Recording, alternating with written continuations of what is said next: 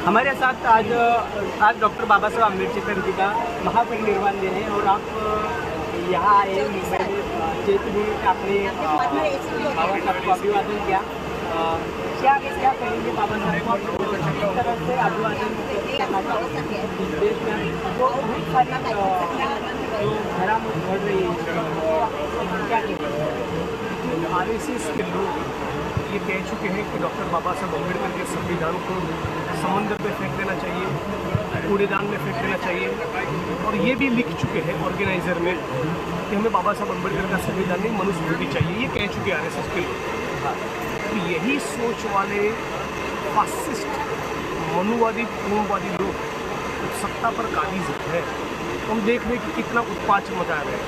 भारत के लोकतंत्र के ढांचे को, संवैधानिक संस्थाओं को, संविधान को, फूले अम्बेडकर पेरियर की जो विचारधारा है उससे उनको नफरत है।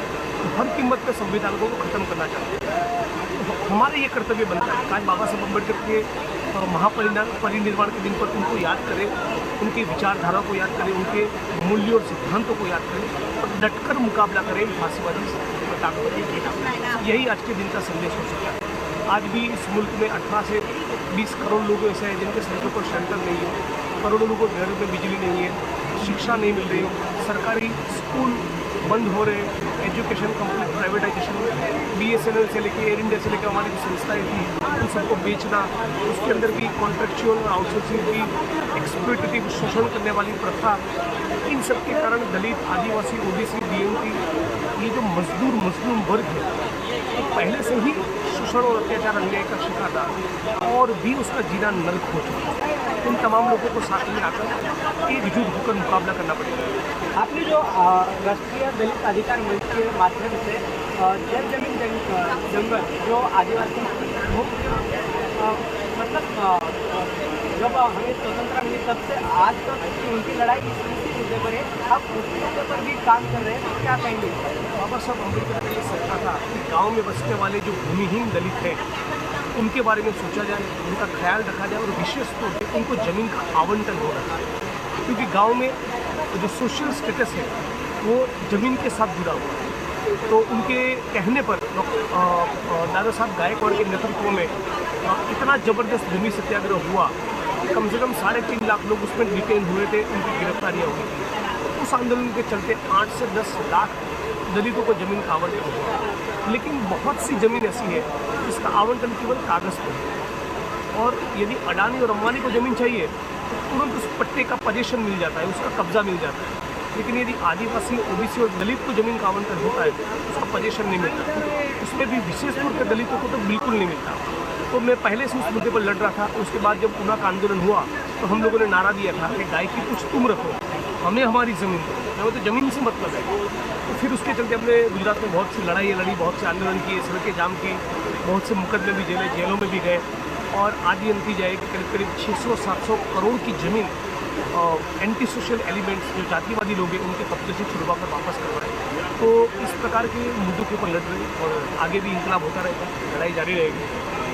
और एक बात, जिस तरह से आप सब ये लड़ाई लड़ रहे हैं इसके बीच में और एक बात है, अभी संविधान को तोड़ा जा रहा है, संवैधानिक मूल्यों को खत्म किया जाने की बात की जा रही है। तो आपकी लड़ाई इस मुद्दे पर भी है और आज जिन्होंने संविधान लिखा उसमें बाबा साहब लिखा जिस तरह से इंडिया अलायंस के माध्यम से कांग्रेस हो या बाकी सब जो अपोजिशन लीडर है वो एक मंच पर आकर बीजेपी के खिलाफ लड़ रहे हैं, पर अब उसका परिणाम जमीन पर नहीं दिखाई दे रहा। नहीं, देखिए ऐसा है कि तेलंगाना में लोग चुनाव जीते, राजस्थान में उनके अंदर एक प्रकार से रोटेशन होता भी है और जब रोटेशन होता है तो कांग्रेस में भाजपा 25-30 सीट ला पाती है। इस बार गहलोत साहब ने बहुत बढ़िया काम किया तो वहाँ पर भी 72 सीट आई। सबसे बड़े जो सेटेलाइट मिला है वो मध्य प्रदेश में मिला है। डेफिनेटली उसके बारे में गहराई से सोचना पड़ेगा, सोचेंगे और बेहतर स्ट्रेटेजी के साथ आना पड़ेगा और आएंगे और भी मेहनत करनी पड़ेगी, करेंगे। और जब 24 का चुनाव होगा तो इंडिया अलायंस पूरा लड़ेगा, केवल कांग्रेस पार्टी नहीं, पूरा अलायंस होगा। मुझे लगता है कि डेफिनेटली 24 में हमारा परफॉर्मेंस इम्प्रूव होगा। और एक बात, जिस तरह से आपने कहा कि पूरा इंडिया अलायंस एक साथ लड़ेगा और इसके माध्यम से 2024 की जो लोकसभा इलेक्शन है वो जीतेंगे, पर अभी जिस तरह से देखा जाए तो कर्नाटक में राहुल गांधी जी की भारत जोड़ो यात्रा के बाद वहाँ यश मिला, उसके बाद तेलंगाना में वहाँ सक्सेस मिला। ये दोनों राज्य देखा जाए तो एक बात सामने आई कि भारत जोड़ो जाने के बाद जो प्रोग्राम वहाँ के जो स्थानीय लीडर है उन्होंने ग्राउंड पर उतर कर किया, वो प्रोग्राम अभी बाकी राज्यों में नहीं दिखाई जा रहा है। जिस तरह से आपने गुजरात में हार्दिक पटेल के साथ जो बड़ा आंदोलन खड़ा किया था, उस तरह से अभी कांग्रेस हो या इंडिया अलायंस रस्ते पे नहीं उतर रहे, तो इसके बारे में क्या? कुछ महीनों पहले ही अलायंस कांग्रेस पार्टी को बेरोजगारी का सवाल हो, महंगाई का सवाल हो, भारत जोड़ो यात्रा को लेकर हो, हर मुद्दे पर सड़क पर उतर, हर मुद्दे पर उसके प्रोटेस्ट हो।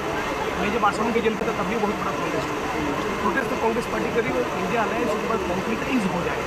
और फिर थोड़ी अभी 24 की गर्मी भी पड़ेगी, उसके बाद मामला और भी थोड़ा ठोस होगा और भी सड़कों की लड़ाई लड़ी।